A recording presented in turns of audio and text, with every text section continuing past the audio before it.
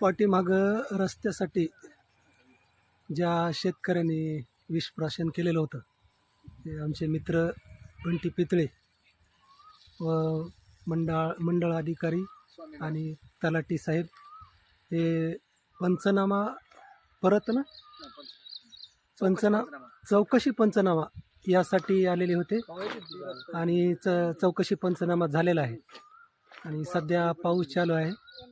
त्यामुळे आम्ही ह्या ठिकाणी थांबलेले आहेत आणि परत आता बघू साहेबांनी सांगितलंय जो रस्ता नकाशाप्रमाणे आहे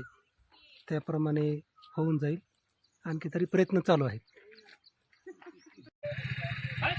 शेतकऱ्याच्या शेतासाठी जो रस्ता होता त्या रस्त्याची मंडळाधिकारी व तलाठी साहेब यांनी पंचनामा झालेल्या चुका दुरुस्त करण्यासाठी आज परत तलाठी आणि मंडळाधिकारी हे आलेले होते त्या निमित्तानं आम्ही शेतकरी व ग्रामस्थ या ठिकाणी साहेब जातानाच हे घेतलेलं आहे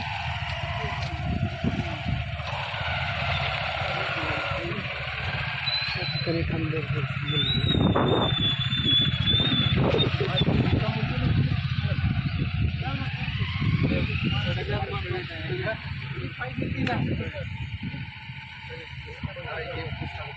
सर्व मंडळी